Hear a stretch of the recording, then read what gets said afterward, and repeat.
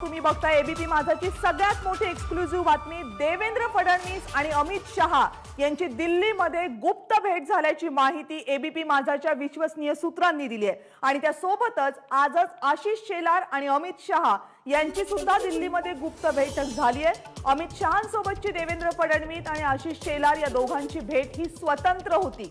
आशिष शेलार यांची संसद भवनामध्ये भेट झाल्याची माहिती मिळते, तर दुसरीकडे उद्यापासून भाजपचे प्रदेशाध्यक्ष चंद्रकांत पाटील हे सुद्धा 4 दिवसांच्या दिल्ली दौऱ्यावर आहेत। त्यामुळे भाजप नेत्यांच्या अमित शहांसोबतच्या स्वतंत्र आणि गुप्त बैठकांचा भेटींचा नेमका अर्थ काय हा सवाल आता अवघ्या महाराष्ट्राच्या राजकीय वर्तुळामध्ये उपस्थित होतोय। आज सकाळी देवेंद्र फडणवीस दिल्लीमध्ये पोहोचले। प्रशांत कदम आपले दिल्लीचे प्रतिनिधी आपल्या सोबत आहेत। प्रशांत, या दौऱ्याबाबतची माहिती काही दिली गेली होती का? भेट गुप्त होती अशी माहिती मिळते, तुमच्याकडचे काय अपडेट्स आहेत? कविता, खरं तर या भेटीची सगळ्यात मोठं वैशिष्ट्य हेच आहे की ही भेट लपवण्याचा खूप प्रयत्न केला गेलेला आहे आणि या भेटीचं टायमिंग, ज्या पद्धतीने ही भेट झाली आणि ज्या वेगानं, ज्या तातडीनं ही भेट झाली ती बघता या भेटीबद्दलचं कुतूहल जे आहे ते आणखी वाढणारं आहे।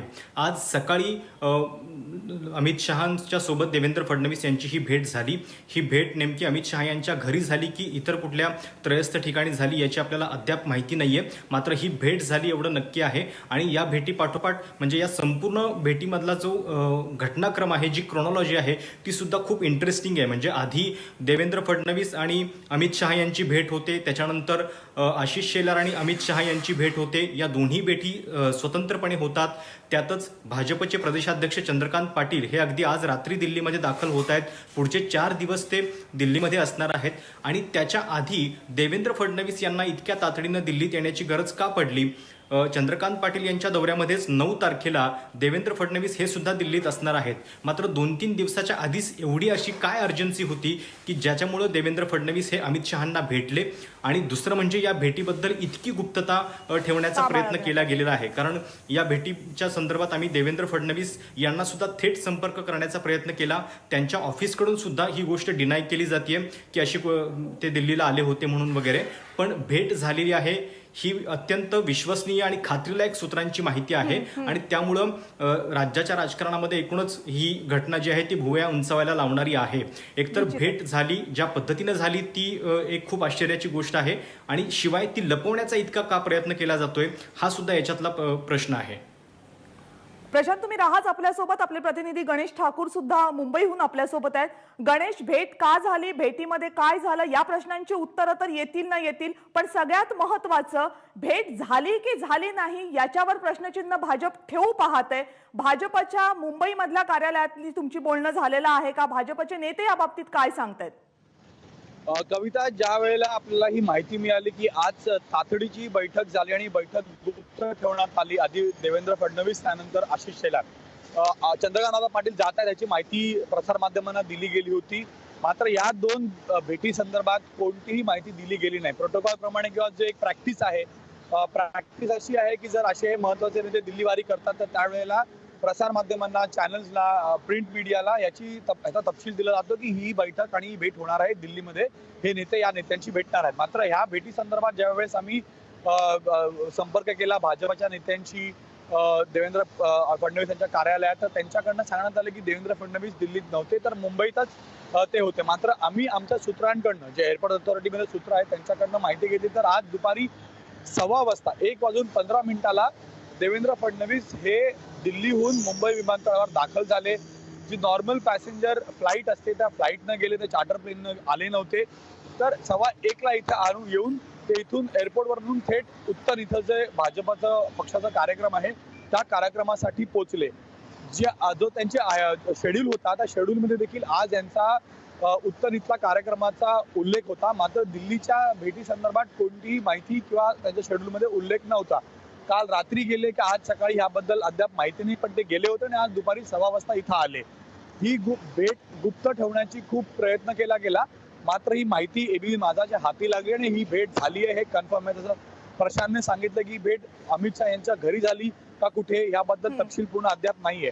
पण आशिष शेलार हे 4 दिवसाच्या उत्तर महाराष्ट्राच्या दौऱ्यावरती होते। जळगाव, धुळे इथून ते नाशिक इथे काल दाखल झाला आणि काल रात्री ते दिल्ली काल रात्री ते नाशिकला होतं आणि आज सकाळी तेही तातडीनं त्यांना दिल्लीला बोलवण्यात आलं आणि देवेंद्र फडणवीसांच्या भेटीनंतर सुमारे अंदाजे 12च्या सुमारास आशिष शेलार यांची अमित शहा यांची भेट झाली.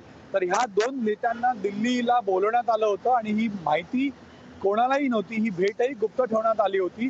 संसद भवनात आशिष शेलार यांची भेट झाल्याचं अद्याप कळतंय, पण ह्याबद्दलही अद्याप कोणत्या अधिकृतरित्या पक्षाकडनं कोणती माहिती समोर देण्यात नाही येते. म्हणून असं काय घडलं किंवा अशी काय ही भेट होती याच्या मागचं कारण काय, की माध्यमांना आम्हाला माहिती मिळाल्यानंतर ज्यावेळेस आम्ही कन्फर्म करण्याचा प्रयत्न केला तर ते कन्फर्मेशनही देण्यात नाही आलं होतं. म्हणून हे खूप नवीन आहे. जनरली हे होत नाही. निश्चित ही भेट सार्वजनिक करायची नाही हे याने स्पष्ट होतंय आणि म्हणून याच्या मागे कोणतं तरी मोठं कारण असावं. राज्याच्या सगळ्या घडामोडींसंदर्भात किंवा जे काही घडतंय, शरद पवारही दिल्लीत आहेत, या दोघांना इथं बोलवण्यात आलं होतं. त्याचबरोबर शरद पवार यांनी अमित शहा यांची भेट घेतली. तर ह्या सगळ्या घडामोडी ज्या घडतायत ते राज्याच्या राजकारणाच्या अवतीभोवताने खूप महत्वपूर्ण घडामोडी आहेत आणि म्हणून हे गुप्त ठेवण्यात येत आहे असं आपण ह्या सर्व सर्व एकूण जे चाललेलं आहे, एकूण ज्या घडामोडी आपल्यापर्यंत येतात त्याच्या अनुषंगानं आपण नक्की असं म्हणू शकतो. गणेश, पुन्हा एकदा प्रशांतकडे जातीये. प्रशांत, खरं तर दोन नेते एकमेकांना जेव्हा भेटतात त्यावेळेस जर ते वेगवेगळ्या पक्षातले असतील तर अशा प्रकारे बातमी मोठी होते खरं तर, पण हे दोनही नेते एकाच पक्षातले आहेत आणि तरी पण बातमी मोठी होते. याचं कारण फक्त एक आहे, कारण ही भेट गुप्त ठेवण्यासाठीचा जो अटोकाट प्रयत्न भाजपकडून केला जातोय ते एकमेव कारण आहे. दिल्लीतल्या राजकीय वर्तुळात जेव्हा अशी एखादी घटना घडते त्यावेळेस अनेक तर्कवितर्क लावले जातात, अनेक चर्चा होतात. आता तुम्ही तुमच्या दिल्लीतल्या सूत्रांशी बोललात, काय नेमकी चर्चा सुरू आहे या सगळ्या भेटी संदर्भात, या घडामोडींसंदर्भात दिल्लीच्या वर्तुळातून? कविता, त्यातही एक गोष्ट लक्षात घ्यायला पाहिजे की या दोनही नेत्यांच्या स्वतंत्र बैठका झाल्या अमित शहांसोबत आणि या दोनही नेत्यांचं दिल्ली कनेक्शन जे आहे ते थोडंसं वेगळं आहे. त्याच्यामध्ये एक फरक आहे, म्हणजे देवेंद्र फडणवीस यांचं जे रिलेशन आहे ते नरेंद्र मोदी यांच्याशी जास्त चांगलं आहे आणि आशिष शेलार यांचा रेपो जो आहे तो अमित शहांसोबत जास्त चांगला आहे. आशिष शेलार यांना आपण जर बघितलं तर विधानसभेच्या निवडणुकीनंतर त्यांच्याकडनं बऱ्याच गोष्टी ज्या आहेत त्या काढून घेतलेल्या आहेत. म्हणजे मुंबईचे अध्यक्ष ते आता नाही आहेत. त्याच्यानंतर त्यांना मुंबईच्या महापालिकेची जबाबदारी सुद्धा दिली नाहीये. मागच्या वेळी त्यांना मुंबई महापालिकेचं प्रभारी बनवण्यात आलेलं होतं आणि अतिशय चांगला आकडा त्यांच्या काळामध्ये त्यांनी भाजपला मिळवून दिलेला होता. मात्र त्यांना नवी मुंबईची जबाबदारी देण्यात आलेली आहे. मुंबईमधून त्यांना थोडंसं त्यांचं लक्ष जे आहे ते दुसरीकडे करण्यात आलं.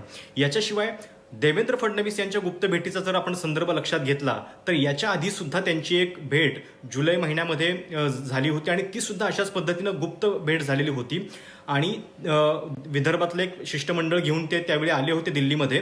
पण त्यावेळी अमित शहांच्या भेटीचा उल्लेख त्यांच्या दौऱ्यामध्ये कुठेही नव्हता. पण ती भेट झाली हे नंतर 2 दिवसांनी कळलं आणि त्याच भेटीमध्ये मंत्रिमंडळातली जी नावं आहेत केंद्रातली, महाराष्ट्रातली, ती जवळपास निश्चित झाली असं मानलं जात आहे. आता JP नड्डा हे जरी राष्ट्रीय अध्यक्ष असले तरी भाजपमधल्या अनेक निर्णयांमध्ये अमित शहा यांचा रोल, त्यांचा से जो आहे तो खूप महत्त्वाचा आहे आणि त्या दृष्टीनं मग या नेत्यांना इतक्या तातडीनं दिल्लीला बोलावणं आणि ते देखील जसं मी म्हटलं की 9 तारखेला देवेंद्र फडणवीस हे दिल्लीत येणारच आहेत. मात्र त्याच्या आधी 2 दिवस त्यांना इतक्या तातडीनं दिल्लीत बोलावून घेतलं गेलं. आम्ही आशिष शेलारांना बोलावून घेतलं. उद्या चंद्रकांत दादा पाटील येत आहेत, त्याच्या आधी या 2 नेत्यांना बोलवण्यात आलं. हे सगळं बघता नेमकं काय अशी अर्जन्सी आहे, काय असं भाजपच्या संघटनेत शिस्त आहे किंवा भाजप श्रेष्ठींच्या मनात शिस्त आहे की ज्याच्यामुळं या भेटीगाठी इतक्या वेगानं, इतक्या गुप्तपणे झाल्यात हे पाहायला हवं.